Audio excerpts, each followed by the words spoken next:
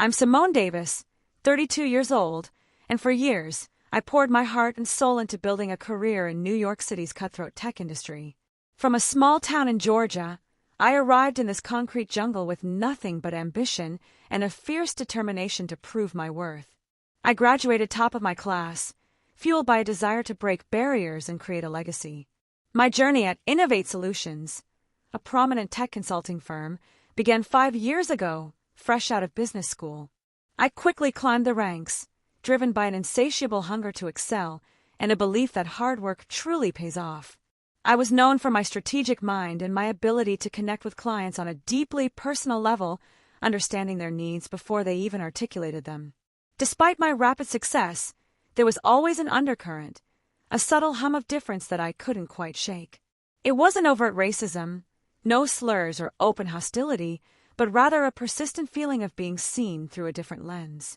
My achievements were often met with surprise, as if exceeding expectations was an anomaly rather than a norm for someone like me. I noticed how my ideas, when first presented, might be dismissed, only to be praised when reiterated by a white male colleague moments later. It was a common occurrence, a frustrating dance of intellectual appropriation that chipped away at my confidence, forcing me to constantly reassert my originality. I learned to document everything, a habit born of necessity, not paranoia. There were the microaggressions, too, the casual comments about my articulate speech, or the assumption that I must be good at sports because of my background. Each seemingly innocuous remark was a tiny cut, reminding me that my identity as a Black woman preceded my professional capabilities in many people's minds. I smiled through them, but they left their mark. I often felt the pressure to be twice as good, to work twice as hard, just to be considered half as worthy. This unspoken rule was a heavy burden, pushing me to constantly outperform my peers, to never make a mistake, to always be impeccable. It was exhausting, yet it became my driving force, a silent rebellion against their low expectations. My colleagues, mostly white, seemed to navigate the corporate landscape with an ease I couldn't comprehend. They moved through conversations, promotions, and networking events with an inherent sense of belonging, a privilege I desperately yearned for but knew was not afforded to me. I was always an outsider looking in, despite my internal success. I observed how my male counterparts could be assertive, even aggressive, and be praised for their leadership, while I, if I exhibited similar traits, risked being labeled difficult or emotional. It was a tightrope walk, constantly calibrating my tone and demeanor to avoid these damaging stereotypes. My voice had to be carefully modulated. The company culture, while outwardly diverse, had an unspoken hierarchy that subtly reinforced existing biases. Leadership positions were overwhelmingly white, and the few Black employees often found themselves relegated to roles with less visibility or influence. It was a systemic issue, deeply ingrained, and incredibly hard to challenge from within. I remember one particular instance when I presented a groundbreaking strategy to the executive board. My presentation was flawless, my data irrefutable, yet the questions I received focused more on my approach than the substance of my ideas. It felt like an interrogation, a test of my composure rather than my intellect. Despite these daily struggles, I refused to be deterred. I knew my worth, and I knew the value I brought to the table. My parents had instilled in me a deep sense of pride and resilience, teaching me that my identity was my strength, not a weakness to be overcome. Their words echoed in my mind, a constant source of encouragement. I sought out mentors, not within Innovate Solutions, but outside, women of color who had navigated similar challenges and emerged victorious. Their guidance was invaluable, providing me with strategies to cope, to advocate for myself, and to understand that the problem wasn't me, but the biased systems I was operating within. They were my lifeline. I learned to compartmentalize, to leave the frustrations of the day at the office door, and to find solace in my personal life and my growing network of supportive friends. This balance was crucial for my mental well-being, preventing the insidious nature of workplace discrimination from consuming my entire existence. It was a constant battle for peace. I started documenting every interaction, every email, every meeting where I felt my contributions were undervalued or my professionalism questioned. This meticulous record-keeping became my silent armor, a collection of evidence that I hoped I would never need, but instinctively knew I might. It was a quiet act of self-preservation. I was ready for the next big challenge, confident in my abilities, yet acutely aware of the invisible hurdles that still lay ahead. My ambition remained undimmed, but it was now tempered with a clear-eyed understanding of the corporate landscape I inhabited. I was prepared to fight, not just for myself, but for the principle of equity. The opportunity arose when Innovate Solutions began to lose ground to competitors in the rapidly evolving digital marketing space. Our traditional client base was shrinking, and the firm desperately needed to pivot towards more innovative, data-driven solutions. This was precisely where my expertise lay, a chance to truly shine. I spent months researching, analyzing market trends, and developing a comprehensive strategy to attract high-value clients in the emerging e-commerce sector. My proposal was bold, ambitious, and meticulously detailed, outlining a clear path to significant revenue growth for the firm. I presented it with unwavering conviction. The executive board, initially skeptical, eventually gave me the green light, albeit with a cautious tone. I was assigned a small, diverse team and given a tight deadline. It felt like a test, a trial by fire, but I welcomed the challenge, knowing this was my moment to prove my strategic vision on a grand scale. My determination was absolute. I worked tirelessly, often putting in 14-hour days, fueled by coffee and an unshakable belief in my strategy. My team was exceptional, a diverse group of talented individuals who shared my vision and commitment. We collaborated seamlessly, each bringing unique strengths to the table, creating a synergy that was truly remarkable. Our first major target was Vanguard Retail, a struggling but iconic fashion brand looking to revitalize its online presence. The stakes were incredibly high, as securing this contract would send a clear message to the industry about Innovate Solutions' renewed capabilities. We prepared an innovative pitch that highlighted our unique approach. I led the pitch myself, presenting our tailored digital transformation plan with passion and precision. The Vanguard executives were captivated, impressed by our data-driven insights and our understanding of their brand's unique challenges. We presented a compelling vision for their future, one that resonated deeply with them. After weeks of intense negotiations, we secured the Vanguard Retail contract, a multi-million-dollar deal that immediately boosted Innovate Solutions' stock and reputation. It was a monumental win, a testament to the hard work of my team and the validity of my strategic approach. The firm celebrated, and I felt a surge of pride. This success opened doors, and within months, I spearheaded the acquisition of two more significant clients, Zenith Health, a rapidly expanding wellness tech company, and Global Connect, a telecommunications giant. Each contract was larger than the last, cementing my reputation as a rainmaker within the industry. My name was now synonymous with success.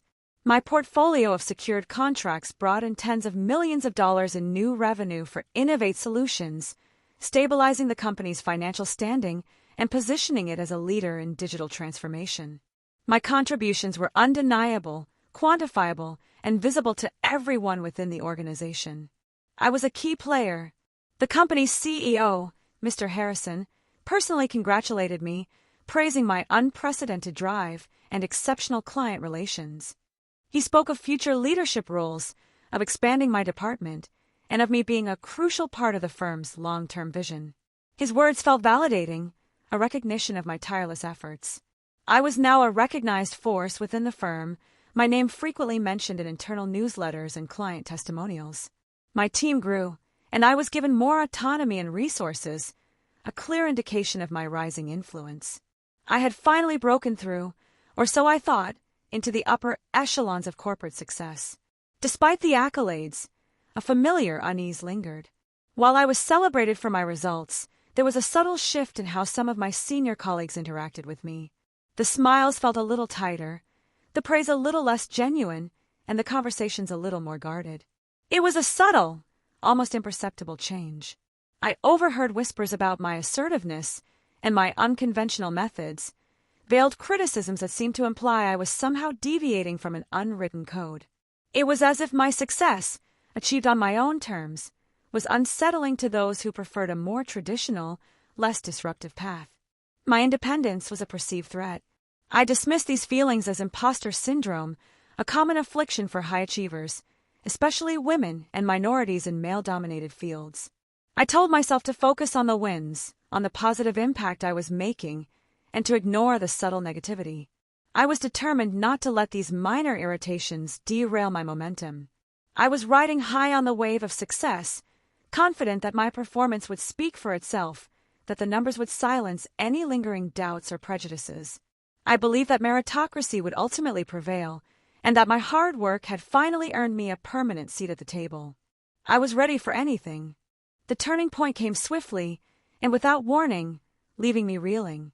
It was a Tuesday morning, a week after I had successfully closed the Global Connect deal, our largest contract to date. I was feeling on top of the world, ready to tackle new challenges and expand my team even further.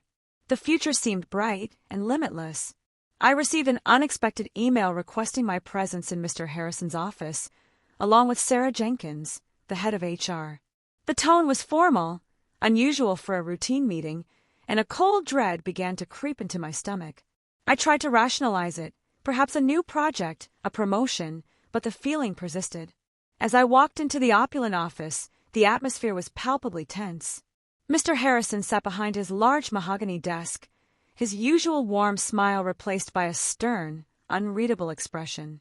Sarah, beside him, avoided my gaze, her hands clasped tightly in front of her. My heart began to pound with a sickening rhythm. "Simone, please have a seat," Mr. Harrison said, his voice devoid of its usual cordiality. "We need to discuss some recent developments." He paused, and the silence in the room stretched, heavy and suffocating. I braced myself, my mind racing through every possible scenario, none of them good. He began by acknowledging my tremendous contributions to the firm, listing the major contracts I had secured, almost as if reading from a script. The praise felt hollow, a prelude to something far more sinister. I listened intently, trying to decipher the true meaning behind his carefully chosen words. Then came the phrase that would forever echo in my mind. "However, Simone, there have been concerns raised about your approach." My brow furrowed. "Approach?" I asked, genuinely confused. "Yes," Sarah interjected, her voice flat. "Specifically, concerns about overstepping your role and authority." Mr. Harrison elaborated, citing vague complaints about my independent decision-making and lack of collaboration with senior leadership. He mentioned that I had gone directly to clients without proper channels and that my assertiveness was creating an uncomfortable environment for some colleagues. It was a carefully constructed narrative. I was stunned. "But Mr. Harrison," I countered, my voice shaking slightly, "my approach has consistently delivered results. I've brought in record revenue. My direct communication with clients is what secured those deals. They trust me." I looked from him to Sarah, searching for understanding, for a flicker of recognition of my efforts. "While your results are undeniable, Simone," Sarah responded, her tone unwavering, "the manner in which they were achieved has created internal friction. We value teamwork and adherence to established protocols. Your actions, while successful, have been perceived as disruptive." The word disruptive hung in the air, a thinly veiled accusation. I realized then that this wasn't about performance. It was about control, about my refusal to conform to their unspoken expectations for a Black woman in a position of power. My success was not the issue. It was my success, achieved on my own terms, that they found threatening. It was a bitter pill to swallow. "So, what exactly are you saying?" I asked, my voice now steady, a cold anger beginning to replace my initial shock. Mr. Harrison sighed, a practiced gesture of regret. "Simone, we've made the difficult decision to let you go. Your position is being eliminated due to a restructuring of our client acquisition department." The words hit me like a physical blow. Laid off. After everything. After the sleepless nights, the relentless pitches, the millions I had brought in. It was an act of profound betrayal, a slap in the face to every ounce of effort I had ever expended for this company. My mind reeled, trying to process the injustice. "This is unacceptable," I stated, my voice low but firm. "You're laying me off for being too successful, for doing exactly what you hired me to do, simply because I don't fit into your preconceived notions of how I should operate." Sarah quickly interjected. "We're offering a severance package, Simone, and we wish you the best." I stood up, my chair scraping loudly against the polished floor.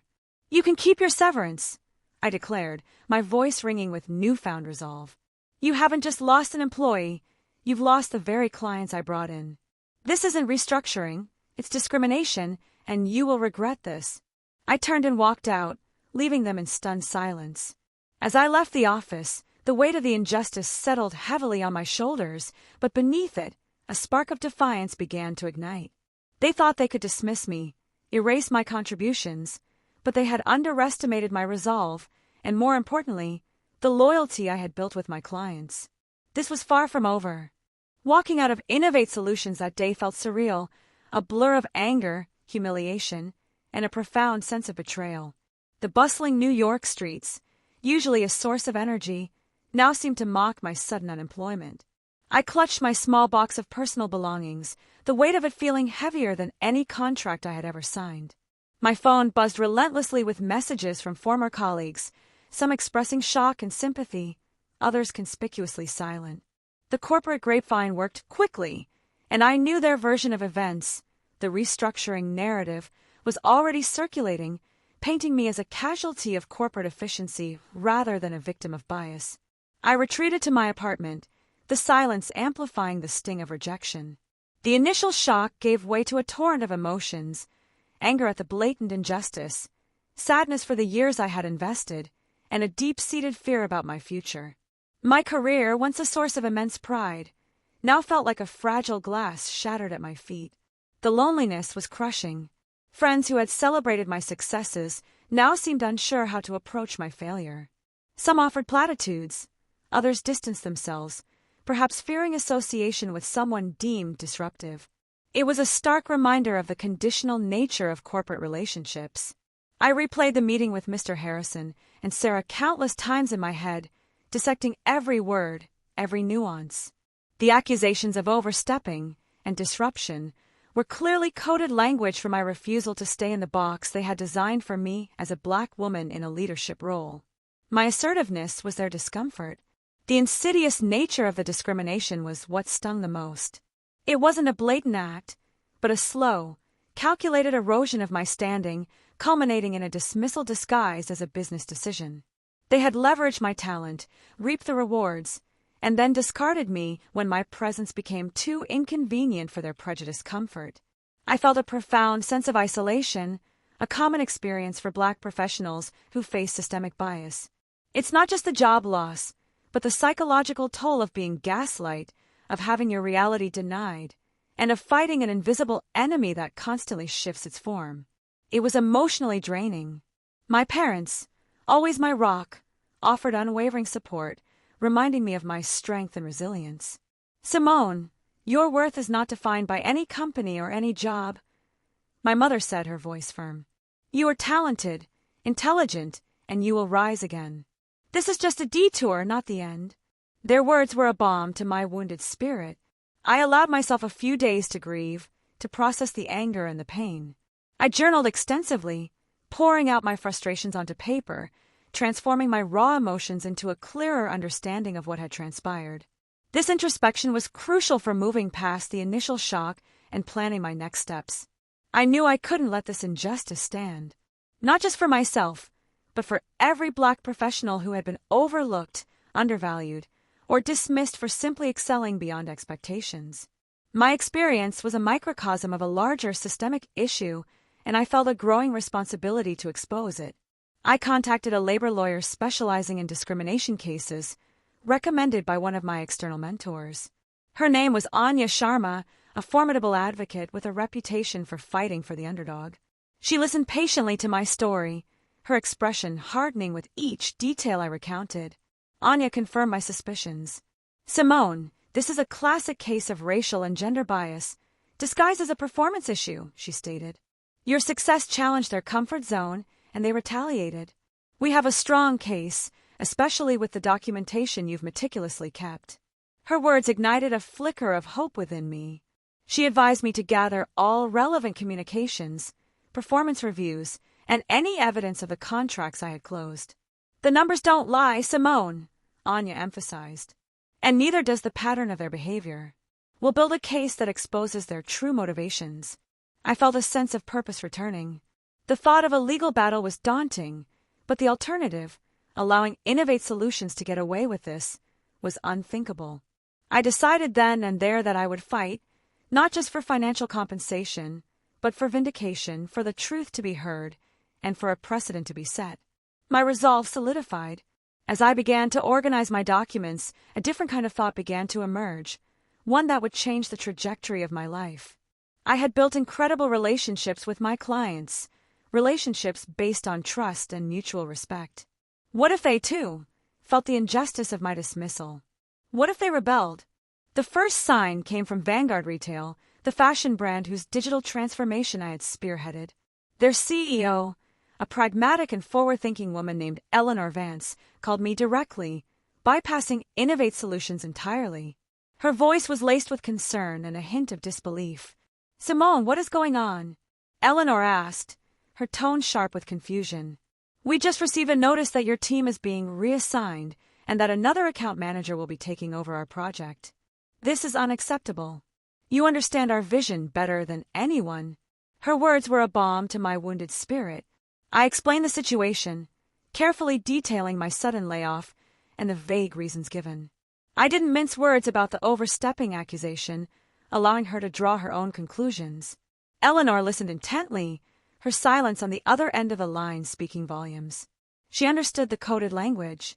"This is outrageous," she finally stated, her voice firm. "Your work has been instrumental in our turnaround. We hired Innovate Solutions because of you, Simone, not because of their brand name. We have a contract, and we expect you to be leading our account." Her loyalty was a powerful validation. Eleanor informed me that Vanguard Retail was putting their contract with Innovate Solutions on hold, demanding my reinstatement or a complete reevaluation of their partnership. It was a bold move, a direct challenge to the firm, and it sent a ripple of shock through the corporate world. The rebellion had begun. Next came a call from Dr. Anya Sharma, the CEO of Zenith Health. She was equally incensed, expressing her dismay at my dismissal. "Simone, your insights into our wellness tech platform were unparalleled," she said. "Your team understood our mission, not just our metrics. We cannot continue without your expertise." Zenith Health followed Vanguard's lead, issuing a formal notice to Innovate Solutions, threatening to pull their multi-million-dollar contract if I was not reinstated or if a satisfactory explanation for my dismissal was not provided. Their public stance added significant pressure to the beleaguered firm. The news spread like wildfire through the industry. My former colleagues at Innovate Solutions were stunned, realizing the true cost of their firm's short-sighted decision. The very clients I had brought in, the ones who had secured the firm's future, were now actively challenging its leadership. The irony was palpable. Even Global Connect, the telecommunications giant, expressed their deep concern about my departure. Their head of strategy, a no-nonsense executive named Marcus Thorne, reached out, stating that my unique understanding of their complex needs was irreplaceable. They initiated a formal review of their contract. The collective action of these major clients sent shockwaves through Innovate Solutions. The firm's stock began to dip, and its reputation, once unblemished, was now being questioned publicly. The narrative of a simple restructuring crumbled under the weight of client discontent. Their lies were exposed. Mr. Harrison and Sarah Jenkins, who had so confidently dismissed me, were now facing an unprecedented crisis. Their attempts to reassign my accounts were met with outright rejection from the clients, who made it clear their loyalty was to me, not the institution. The power had shifted dramatically. I received calls from headhunters, from competitors, all eager to capitalize on Innovate Solutions' misstep. But my focus remained clear. This wasn't just about a new job, it was about justice. I wanted Innovate Solutions to understand the true cost to their prejudice. My resolve hardened. My legal team, led by Anya Sharma, used the client's rebellion as powerful leverage. She sent a revised demand letter to Innovate Solutions, detailing the financial losses they were incurring due to client withdrawals and the damage to their reputation. The firm was now on the defensive. The client's rebellion was more than just a business decision. It was a powerful statement against systemic bias. It showed that true value lies in talent and authentic relationships, not in adhering to outdated, prejudiced notions of who belongs in power. It was a vindication of my worth. I felt a surge of empowerment, realizing that my individual dismissal had sparked a collective outcry. It was a testament to the relationships I had built, the trust one had earned, and the undeniable impact of my work. This was the beginning of my true liberation, a powerful turning point. With the client's rebellion creating significant leverage, Anya Sharma advised me to consider a bold new path, establishing my own consulting firm. Simone, you have the relationships, the expertise, and now, the undeniable proof of your value, she urged. Why rebuild someone else's empire when you can build your own? The idea was exhilarating, yet daunting. Starting a business from scratch in New York City was a monumental undertaking, but the thought of having complete autonomy, of building a company truly aligned with my values, was incredibly appealing. It was a chance to redefine success on my own terms. I leveraged my network, reaching out to trusted advisors and former colleagues who had always believed in me. Sophia, a brilliant operations manager I had worked with previously, immediately offered to join me. Simone, I've always admired your vision, she said. Let's build something truly inclusive and impactful. My first step was to formalize my business. I named it Catalyst Collective, a nod to the idea that true innovation comes from diverse perspectives and that I aim to be a catalyst for change in the industry. It was a name that embodied my mission and my personal journey. I secured a small, modern office space in downtown Manhattan, a blank canvas ready to be transformed into a hub of creativity and strategic thinking. It was a far cry from the opulent offices of Innovate Solutions, but it felt authentic, a space where true collaboration could flourish without hidden biases. Eleanor Vance from Vanguard Retail was my first official client. Simone, we're thrilled to partner with Catalyst Collective, she stated. Your new firm represents everything we value: innovation, integrity, and a genuine commitment to client success. We're moving our entire digital marketing budget to you. Zenith Health and Global Connect quickly followed suit, transferring their contracts to Catalyst Collective. Their trust in me was overwhelming, a powerful affirmation of my capabilities and a direct repudiation of Innovate Solutions' actions. Their loyalty was the foundation of my new venture. The news of my new firm, and the exodus of major clients from Innovate Solutions, made headlines in industry publications. It was a clear message: talent, especially diverse talent, cannot be taken for granted or dismissed without severe consequences. My story became a cautionary tale for other firms. I meticulously built my team, prioritizing diversity, inclusion, and a shared commitment to ethical business practices. I sought out talented professionals from underrepresented backgrounds, creating a workplace where everyone felt valued, respected, and empowered to bring their authentic selves to work. My legal battle with Innovate Solutions continued in parallel, but now with a renewed sense of purpose. Anya Sharma used the public support from my former clients as powerful evidence of my professional standing and the baselessness of Innovate Solutions' claims. The tide had turned decisively in my favor. I invested heavily in cutting-edge technology and data analytics tools, ensuring that Catalyst Collective could deliver unparalleled results for our clients. My focus was on innovation, efficiency, and a client-centric approach that prioritized long-term partnerships over short-term gains. I started speaking at industry conferences, not just about digital marketing strategies, but about the importance of diversity, equity, and inclusion in the workplace. I shared my story, not as a victim, but as a testament to resilience and the power of standing up for oneself. My voice resonated with many. My personal journey of healing continued alongside my professional growth. I sought therapy to process the emotional trauma of the layoff and to build healthier boundaries in my professional relationships. It was a vital step in ensuring my well-being and preventing past hurts from defining my future. Catalyst Collective grew exponentially, attracting new clients who were drawn to our unique approach and our commitment to social impact. We weren't just a consulting firm, we were a movement, proving that ethical business practices and diverse talent lead to superior results. My vision was becoming a reality. I was no longer just Simone Davis, the ambitious professional. I was Simone Davis, the founder, the advocate, the catalyst for change. My new path was not just about personal success, but about creating a ripple effect, empowering others to challenge injustice and build their own legacies. The legal proceedings against Innovate Solutions reached their peak, forcing a direct confrontation. Anya Sharma had meticulously built an irrefutable case, leveraging my detailed documentation, client testimonials, and the public fallout from their exodus. The firm was cornered, their carefully constructed narrative crumbling.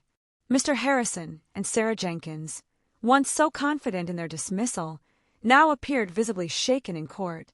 Their legal team, initially aggressive, became increasingly defensive as Anya presented a mountain of evidence that contradicted their restructuring claims. The truth was undeniable. Anya presented internal emails where my achievements were downplayed and my fit questioned, despite glowing performance reviews. She highlighted the stark contrast between my documented success and the vague, subjective reasons for my termination. The pattern of bias was glaringly obvious. The testimony from Eleanor Vance, Dr. Anya Sharma, and Marcus Thorne, the CEOs of my former major clients, was particularly damning.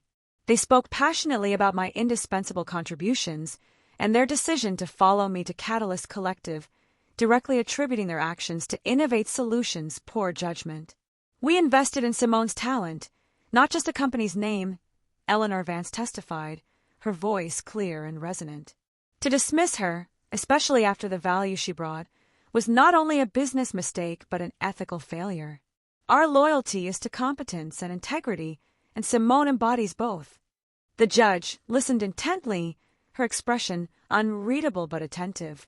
The weight of the evidence, coupled with the public and financial repercussions Innovate Solutions was facing, painted a clear picture of discriminatory practices disguised as corporate strategy.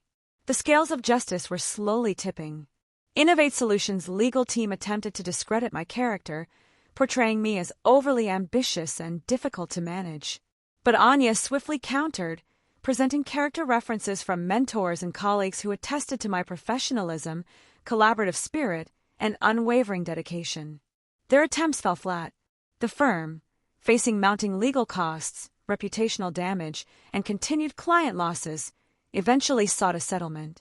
They proposed a significant financial compensation, far exceeding any severance package, and a public acknowledgement of my contributions to the firm. It was a clear admission of guilt. Anya and I discussed the terms carefully. While the financial aspect was important, the public acknowledgement was crucial for my vindication and for setting a precedent. It wasn't just about money, it was about reclaiming my narrative and exposing the truth. Justice needed to be seen. The settlement was finalized, a quiet victory that resonated loudly throughout the industry. Innovate Solutions issued a carefully worded public statement acknowledging my significant contributions and expressing regret for the circumstances surrounding my departure.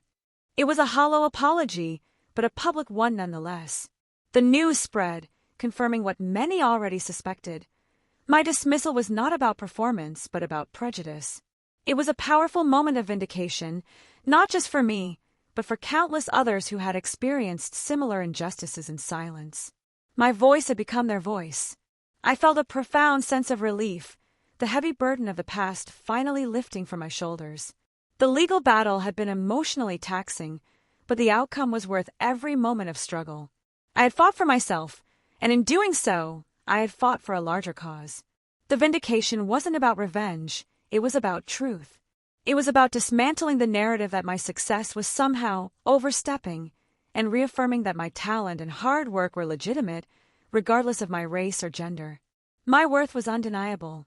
Innovate Solutions, stripped of its major clients and facing a tarnished reputation, struggled to recover. Their attempt to maintain an outdated, biased corporate structure had cost them dearly, serving as a stark warning to other firms. The market had spoken, and it valued true talent.